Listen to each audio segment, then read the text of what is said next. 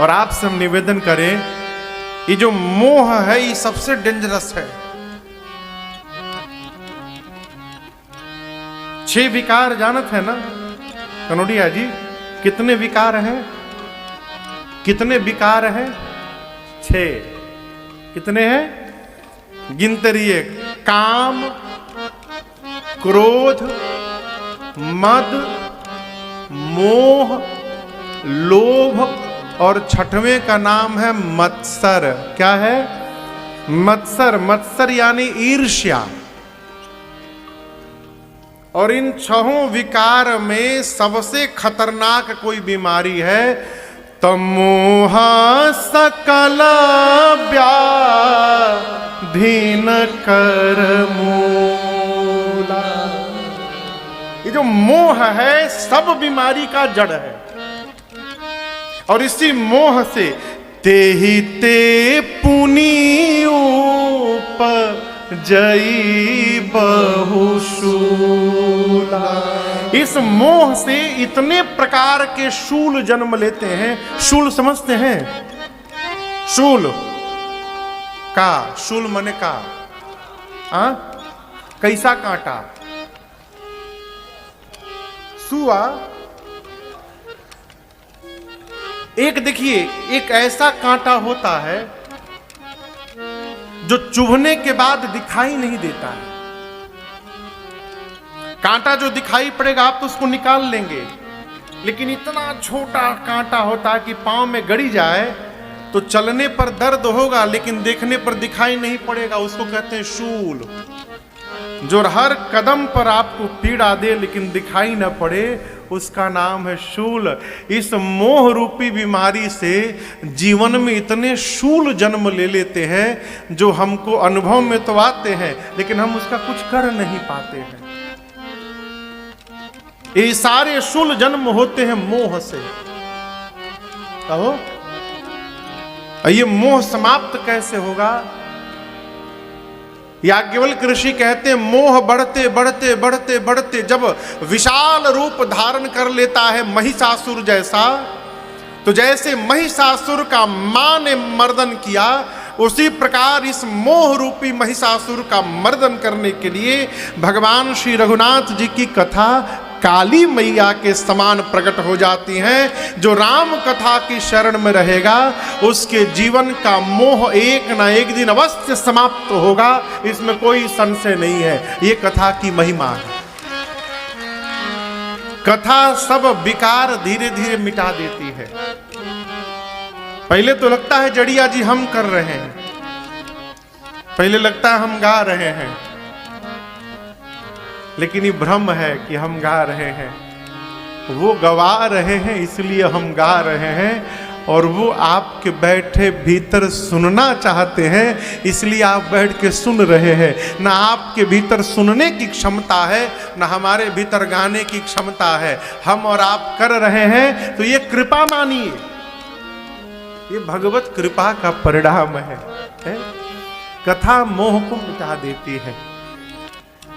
याज्ञवल्क्य जी कहते हैं राम जी की कथा चंद्रमा का अमृत है।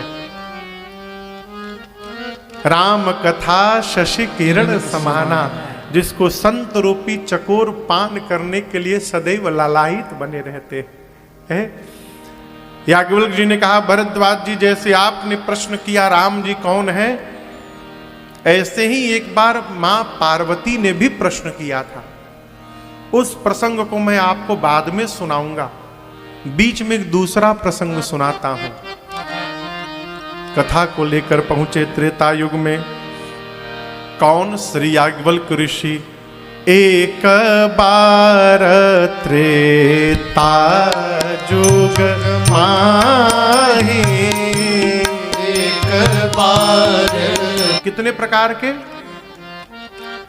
कुल संस्कार, जिस कुल में हमने और आपने जन्म लिया है, जन्माद्य संस्कार, पिछले जन्म का जो हमने आपने कर्म किया है उसका संस्कार, और तीसरा है संग संस्कार।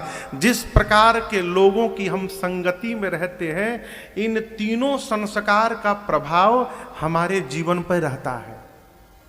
और संस्कार विचार को जन्म देता है। अगस्त ऋषि जब पूजन करने लगे बैठ के नीचे, तो शंकर भगवान सोचने लगे, जय है महात्मन, आप वक्ता हो के श्रोता की पूजा कर रहे हैं, आप धन्य हैं। सती मैया क्या सोची, कथावाचक हो के हमारी पूजा कर रहे हैं, यानी इनका ज्ञान हम लोग के ज्ञान से भी कम है। बाबा भी कहां लेकर आ गए, ये कौन सी राम कथा सुनाएंगे। परिणाम गोस्वामी जी कहते हैं, राम कथा मुनि बरज बखानी। श्री अगस्त्य ऋषि ने पूरी राम कथा सुनाई। गोस्वामी जी ये नहीं लिखे कि सती महेश परम सुख मानी, ये नहीं लिखे, क्या लिखे, सुनी महेश परम सुख मानी। पूज्यपाद गोस्वामी श्री तुलसीदास जी महाराज ने श्रोताओं की सूची में से सती मैया का नाम ही मिटा दिया। ये नहीं लिखे कि सती महेश परम सुख मानी, ना सुनी महेश परम सुख मानी। केवल भगवान शंकर ने कथा श्रवण की, कथा पूरी भई। चलते समय राम भक्ति दक्षिणा के रूप में प्रदान करके और भगवान शंकर मां के साथ कैलाश की ओर बढ़े आगे। और यहां दर्शन करिए, ऊपर से भगवान शंकर जा रहे हैं, नीचे सीता मैया का हरण हो गया है और राम जी लक्ष्मण जी सीता मैया को ढूंढ रहे हैं। बाबा जाते जाते यहां गोस्वामी जी की आप लेखनी का कमाल देखिए, कहते हैं नीचे दंडक बना विचरत अविनाशी। भगवान श्री राम दंडक वन में विचर रहे हैं, नीचे राम जी विचर रहे हैं, ऊपर शंकर जी विचार रहे हैं। ये मैं नहीं बोल रहा हूं, यहां लिखा है, हृदय विचारत जात हर के ही विधि दर्शन हो। नीचे राम जी विचर रहे हैं, ऊपर शंकर जी विचार रहे हैं कि कथा सुन के कान को तो तृप्त कर लिया हूं, राम जी नीचे ही लीला में है, दर्शन कैसे होगा कि मेरी आंखें भी तृप्त हो जाएं। अभी बाबा सोच ही रहे थे, तब तक राम जी दिखाई पड़ गए।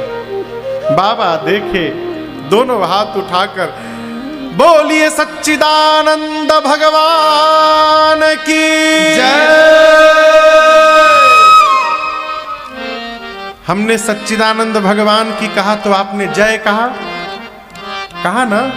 साथ में दो आदमी रहते हैं तो एक कहता बोलिए रामचंद्र अवतरे अपने भगत। भगवान शंकर ने कहा कि देवी, मुनि, धीर योगी, सिद्ध, संतत यानी निरंतर निर्मल मन से जिस भगवान का ध्यान धरते हैं, वेद जिनको नेति नेति कहते दिन रात नहीं थकते, वही 14 भुवनों के पति, माया के पति भगवान श्री राम जो ब्रह्म है, अपने भक्तों का हित करने के लिए अपने तंत्र के साथ धरती पर अवतार लेकर लीला कर रहे हैं, वो राम जी भगवान हैं, प्रणाम करिए। लेकिन जब हम अपने को समझिएगा, अपने श्रेष्ठ के साथ जब हम अपने को बुद्धिमान मान लेते हैं, तब श्रेष्ठ की बात हमको समझ में आनी बंद हो जाती है। जब हम ये मान लेते कि हम कोई कमजोर हैं का, हम गंवार तो है नहीं, हम भी जानते हैं। तो जिस दिन ये बात समझ में आ गई कि हम भी जानते हैं, उस दिन से श्रेष्ठ की बात समझ में आनी बंद हो जाती है। शंकर भगवान ने अनेक प्रकार से समझाया, लेकिन सती मैया समझने को तैयार नहीं है। अंत में शंकर भगवान को कहना पड़ा, देवी जो तुम्हारे मन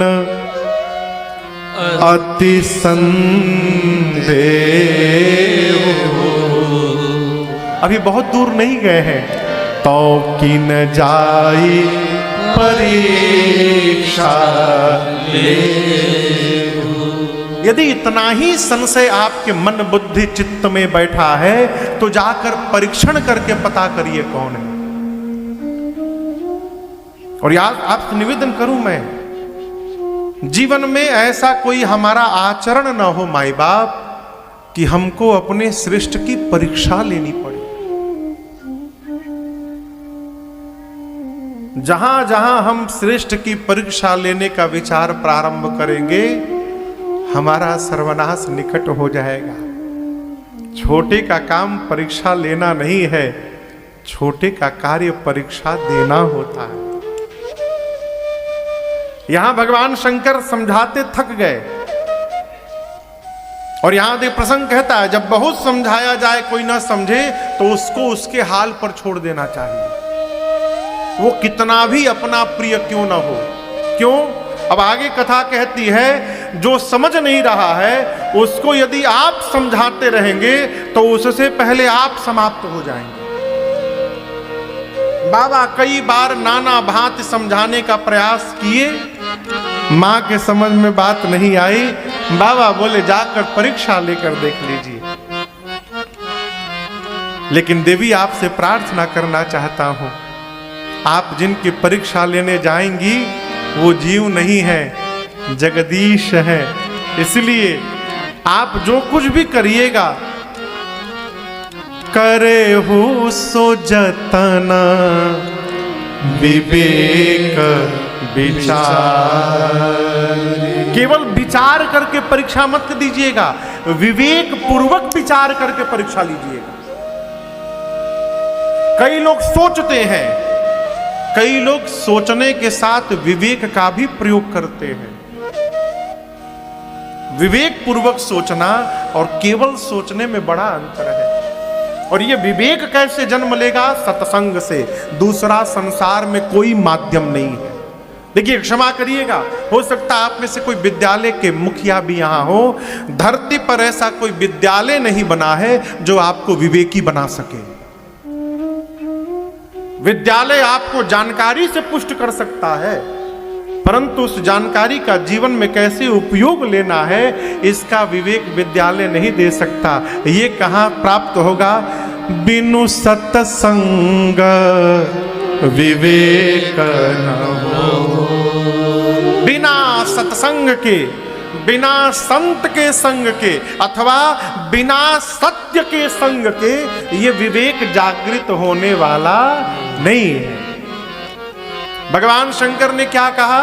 करे हो सो जतन विवेक विचारी। विवेक पूर्वक विचार करिएगा सती जी, उसके बाद परीक्षा लीजिएगा। सती मैया चली,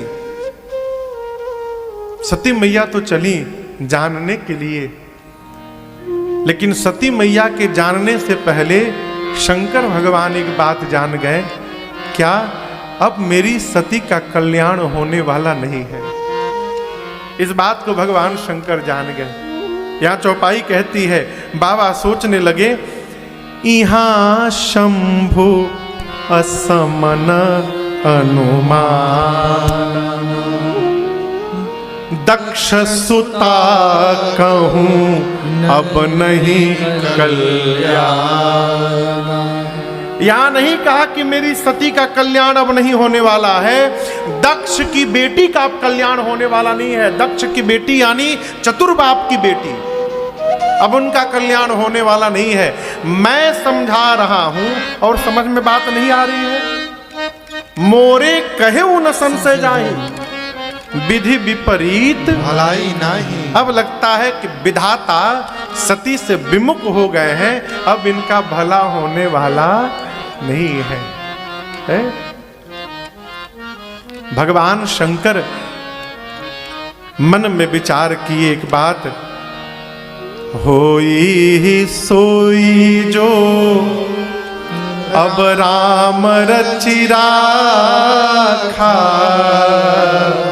को करी तरक बढ़ावे शाखा। अब लगता है वही होगा जो रघुनाथ जी चाह रहे हैं शंकर भगवान सती मैया को जाने दिए और एक वृक्ष के नीचे बैठकर भजन करने लगे।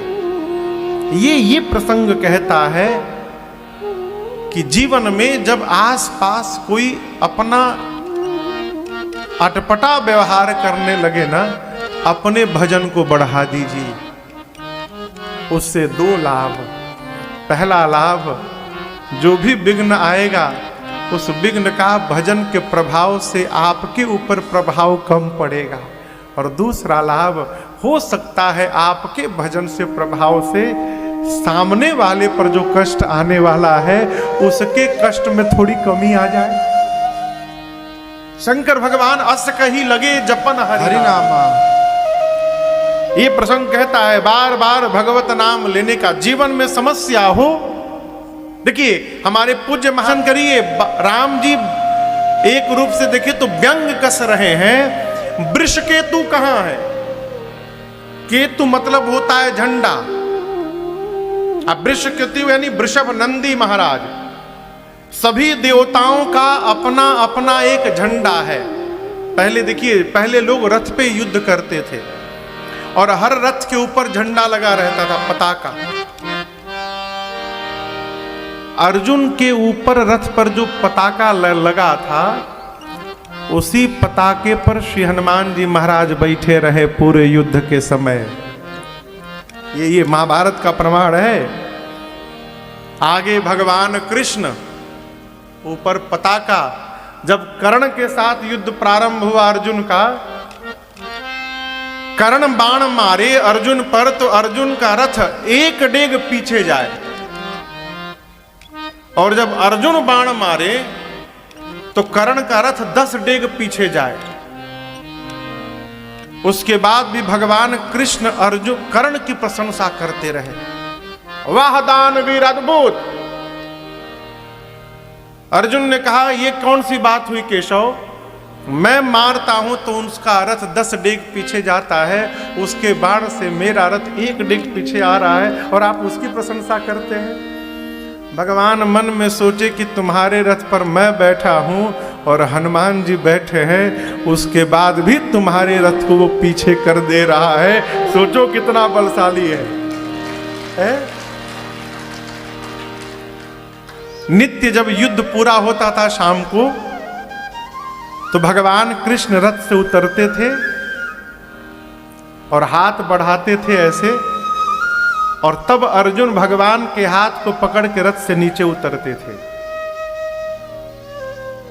जब युद्ध समाप्त हो गया अंतिम दिन, तो अंतिम दिन भगवान कृष्ण उतरे नहीं, बोले पार्थ नीचे उतरो। तो अर्जुन को यहां थोड़ा सा लगा कि बताओ, रोज उतर के हमको उतारते थे, आज हम युद्ध जीत लिए तो हमसे कहते उतरो। भगवान 2-3 बार बोले पार्थ उतरो, उतरे नहीं। तो भगवान थोड़े आवेश में बोले पार्थ नीचे उतरो।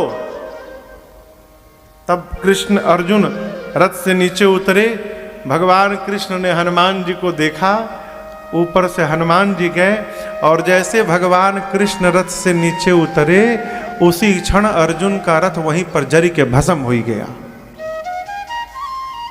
अर्जुन तो पांव पकड़ लिए भगवान कृष्ण के, प्रभु ये क्या था? बोले यदि आज मैं उतर जाता ना तो रथ के साथ तुम भी भस्म हो जाते। ये तो हनुमान जी ऊपर बैठे थे, इधर मैं बैठा था। तुम्हारे रथ को पहले दिन ही भस्म कर दिया गया था। वो हनुमान जी के प्रभाव से तुम्हारा रथ बचा हुआ था। आज यदि न उतरते तो इसके साथ तुम भी चले जाते। सभी रथ के ऊपर पताका है, उसी पताके से पता चलता था कि किसका रथ आ रहा है। भगवान शंकर के ध्वज पर वृषभ यानी नंदी का चिन्ह बना हुआ है। और दर्शन करिए, आदमी बाद में दिखाई पड़ता है, उसका पताका दूर से दिखाई पड़ता है। तो शंकर जी के बारे में राम जी ये नहीं पूछे कि बाबा कहाँ है, बोले उनका पताका कहाँ है। अरे दूर होते तो कम से कम पताका तो दिखाई पड़ता, लेकिन उनका पताका भी नहीं दिख रहा है। इसका मतलब बाबा यहाँ आस पास नहीं है। कहे वो बहोरी कहाँ वृष के